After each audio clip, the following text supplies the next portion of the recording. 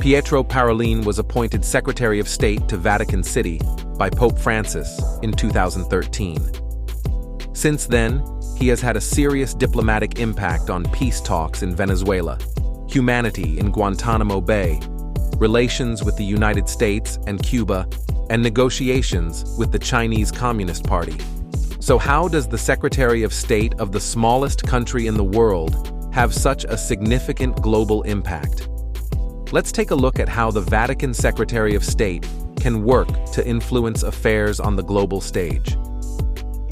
In 2014, Venezuela's President Nicolas Maduro invited Cardinal Parolin to mediate talks between his government and the opposition, in hopes of stemming violence that had killed dozens in the nation's worst unrest in a decade. The country's high levels of urban violence, inflation, and chronic shortages of basic goods were attributed to economic policies such as strict price controls. Subsequent arrests and killings of student protesters spurred their expansion to neighboring cities and the involvement of opposition leaders. The year's early months were characterized by large demonstrations and violent clashes between protesters and government forces that resulted in nearly 4,000 arrests and 43 deaths, including both supporters and opponents of the government. President Maduro asked that Parolin, a former nuncio to Venezuela, be named a good faith witness to a dialogue the parties had agreed upon. The talks were put on hold, and Pope Francis followed up with a letter stating, "Unfortunately, every attempt was interrupted because what had been agreed in the meetings was not followed by concrete gestures to implement the agreements, and the words seemed to delegitimize the good intentions that had been put in writing." Barack Obama came to power in 2008, promising to close Guantanamo Bay. A big hurdle came with the difficulties involved in finding homes for prisoners who are often unwanted by their home states or are suspected of involvement in terrorist actions. The Pope made clear his feelings on the kind of abuses associated with Guantanamo when he railed against the penal populism that led to countries facilitating torture, using the death penalty, and incarcerating people without trial. He stated, "These abuses will only stop if the international community firmly commits to recognizing the principle of placing human dignity above all else."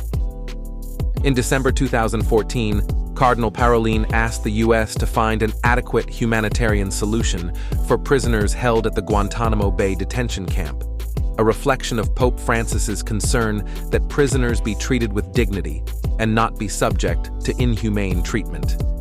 Parolin made the request during a Vatican meeting with U.S. Secretary of State John Kerry. The Vatican said they discussed the U.S. commitment to closing the facility and that Parolin expressed the Holy See's desire that favorable attention be paid to finding adequate humanitarian solutions for current inmates. It's unclear how the talks between Cardinal Parolin and Secretary Kerry had gone, seeing as Guantanamo Bay is still operational today. Formal United States and Cuban relations had been severed since the 1960s after Cuban Revolution led to communism. But despite President Fidel Castro then imposing strict restrictions on religious freedom, the Holy See never severed diplomatic ties with Cuba, the only communist country with which the Holy See has maintained unbroken formal relations. Fast forward to 2014, and the Obama administration announced that the re-establishment of diplomatic and economic ties with Cuba would ensue after more than a year of secret talks in Canada and at the Vatican. Cardinal Parolin moderated the October 2014 meeting between Cuban and U.S. officials as their negotiations neared an agreement. Sources had indicated that Cardinal Parolin was definitely significant, and that as a highly respected Vatican official among Rome diplomats, he had built up a very good relationship with U.S. Secretary of State John Kerry. Cardinal Parolin himself, however, prefers to credit Pope Francis as the main mover in re-establishing diplomatic ties. Parolin stressed that the role of the Pope was very significant, and that the achievement reflects the Holy Father's emphasis on building bridges between persons, groups, and nations.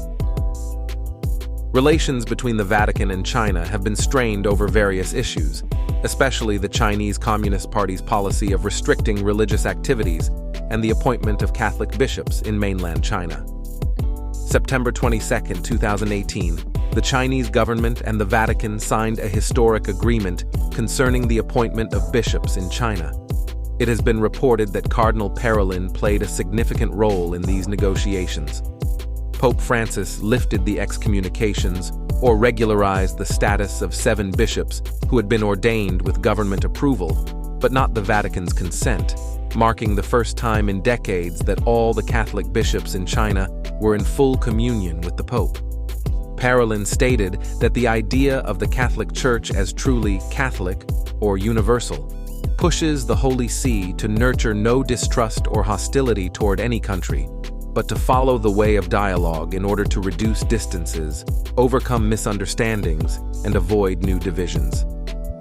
Cardinal Parolin also stated that the aims and objectives of the action of the Holy See, specifically in a Chinese context, remain the same as ever: the salvation of souls and the freedom of the Church. For the Church in China, he said, this means the possibility of announcing with greater freedom the gospel of Christ, and doing so in a social, political, and cultural setting of increased trust. The agreement was renewed for another 2 years in October 2020. However, in 2022, the Vatican accused the Chinese government of violating the terms of the agreement with the appointment of a diocese not recognized by the Holy See,